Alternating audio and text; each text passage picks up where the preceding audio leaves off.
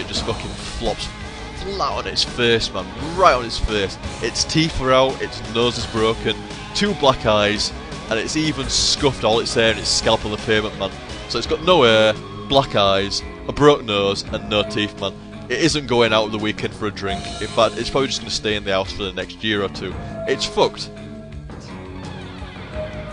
It starts off well, but it tripped up and it fucked itself. It's like I said, Dead Space Syndrome all over again. All over again.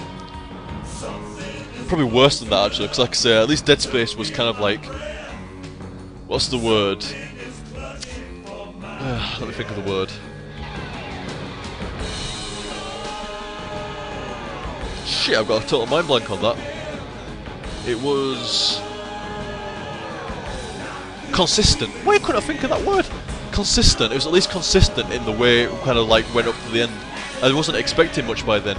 But Alone in the Dark, man, that stunk of we either ran out of budget or we ran out of care. It was one or the other.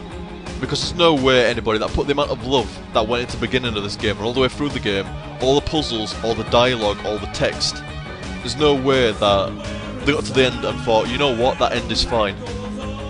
There's no way that anybody, like, there's no... I don't buy that. Something happened at the end of that game and it seriously fucked it up. Production ran out, or people just stopped caring, or people got fired, or something like that.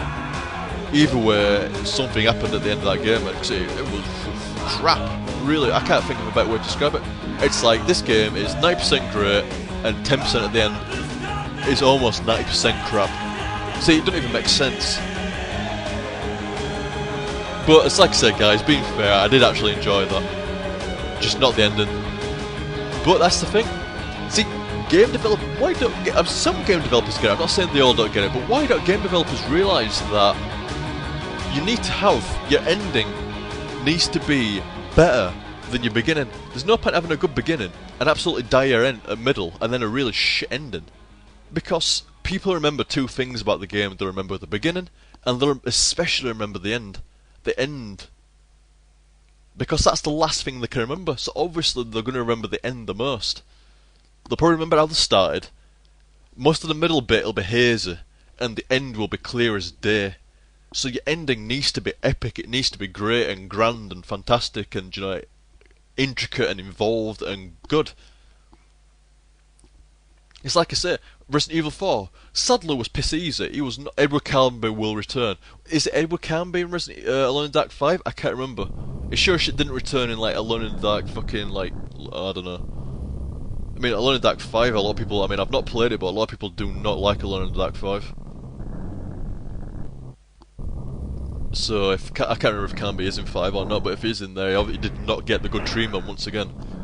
But yeah, take Resident Evil 4's ending. Sadler's piss easy, but at least you're having a good fight, and, you know, Ada shows up, and it's all in a good setting, and then you've got to escape on the jet ski and shit, and you rescue Ashley and blah blah blah. It's all good stuff. What the fuck happened at the end of this? Aline got answers. What? Like, the 2 people that probably weren't a dad actually weren't a dad? Well done. Carnby? Oh, well, you know what? The guy that I thought were dead is dead. Well done! And then, that's it. There was just no need for the entire game. I mean, seriously, if Carnby and Aline just sat down and gone, Carnby just goes to Aline and goes, you know what? Those guys aren't your dads, you know. Chances are pretty fucking slim. I would really not bother. I mean, that's Shadow Island over there. Just leave it alone. And she's like, well, fucking y'all want to talk. Your guy's obviously dead on Shadow Island. So why fucking bother going to Shadow Island? And it's like, that's a good point. That's a good point well made, is that I think we should both just sit the fuck down, have a smoke, go our separate ways, and just not go to Shadow Island. And Aline's like, you know what? Jerry's on later on. I'm gonna go home, I'm gonna go watch that. I'm not a smoker, so I'm gonna go home, I'm gonna go watch that. I'll leave you to your Marlboros, and I'll see you later, dude. Shakes his hand, walks off. There was never a need for Alone in the Dark 4. There we go. Clearly, they didn't want to spend money on in the end, or they couldn't be arsed in the end. So there's no real loss, really. Fuck. Bloody game, man. That's fucking annoying. No. No, Claire just asked me if the game crashed. No, I'm just fucking pouting because the game's fucking gave me a real... I like a good ending to a game. I like it when everybody dies. So I'm already not getting as many good endings as what I want. But it's even worse when you get a fucking piss poor ending. It's like you can get a good ending which is already bad, or you can get a really shit ending, as in like there was just what the fuck, no need, crap, absolutely no effort going into it, so that's just shit ending. So it's like I'm only getting like 1 out of 10 endings that are actually good endings, you know, when everyone dies and stuff like that. I didn't even get the good ending in Metal Gear Solid because the fucking Snake ran off with fucking Meryl. He couldn't run off and say, yeah, I'm off on my next fucking mission, I'm gonna find a box and shit and stab people. No. I'm off to go live happily ever after with fucking Meryl. Boo! I didn't want that ending. Silent Hill 2. Silent Hill 2. Good ending. Because not only is she dead, James kills himself. That's an ending. See, I like endings with balls. I like endings with Joel. Endings that are kind of like scared to go. We've got to make it all a happy ending because we don't want to piss. Fuck off, intro. We don't want to like piss everyone off. You know, we don't want them to go through the entire game. We go, oh, that's a bit of a bummer, isn't it? That's fucking life, guy. And it's just, I don't know. I mean, if you want happy endings, there are a dime a dozen. So I like to see endings that are kind of like, well, like Silent Hill 2 endings that are kind of like, well, that's kind of different. You don't usually see a pretty dismal ending that's kind of like all downbeat, and then the guy actually goes and kills himself at the end of it. I mean, there's multiple endings as well, so I mean, that's good shit, is that? That's good shit. I mean, you compare Silent Hill 2 ending to Alone in the Dark 4 ending, it's like comparing fucking Gold and fucking monkey shit. It really is. I seriously, I take like happy endings over that. I mean, like I said, I'm much pissing around, guys. I'm not exactly that objective to happy endings, but at the same time, I prefer a bad ending. I'm just one of those guys that prefers baddies over goodies and stuff like that. So obviously, I like bad endings over good endings.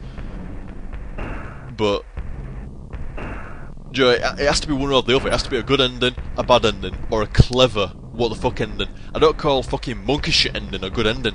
Right, I'm going to leave it anyway, guys, because I did this with Dead Space, where I go into this infinite loop of this record playing over and over again, and we're just finding new ways to bleat it. So there's no point in me going on. You've got the gist. Overall, a nice game, a little bit frustrating in places, but the frustration in places is made up for by the actual settings. You know, it's good. There's some inventive weapons that are nice. Inventory system's kind of nice, especially considering it came before Resident Evil 4. Map system's nice, or again, came before Resident Evil 4. The sounds and the lighting especially is really nice. There's some good stuff in there, some really nice stuff that I actually do like, and there's a few bad stuff as well, like shit bosses, shit ending, and a shit last hour, and some really frustrating puzzles that just don't make sense and are kind of hard to figure out. Because the majority of the game's puzzles aren't that hard. And the majority of the game's kind of like difficulty isn't that hard, but then there's like 3 puzzles or something like that, maybe 2 or 3 puzzles that are just really kind of like, what the fuck hard. So the difficulty is kind of like, it doesn't really know what it's doing. I mean, the difficulty in killing monsters is absolutely ridiculously easy, and the puzzles range from ridiculously obviously easy to middle to like stupidly fucking rock solid. There's no kind of, like I say, the enemies are just stupidly fucking easy, so there's no kind of like cohesion between the kind of like the difficulty of the gameplay and the difficulty of the puzzles. There's nothing there like linking them at all. It feels like 2 separate aspects entirely. So like I said, there's a lot of good points to it, but there's also a lot of bad points to it, and depending on who you are and you know what kind of mood you're in and stuff like that, the bad points may shine brighter than the good points, or vice versa, the good points may shine brighter than the bad points. It's like I say, I mean, I would recommend playing it, but as I say, it totally depends on yourself as the player, really, whether you're going to enjoy this one or not. It really does. It really does. So guys, I hope you enjoyed that, and I shall catch you next time. See you, dudes! Fucking ending Carnby.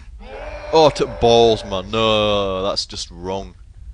You don't do that. Oh, Indian mode off. Carnby mode, activate. There we go. What the fuck was that?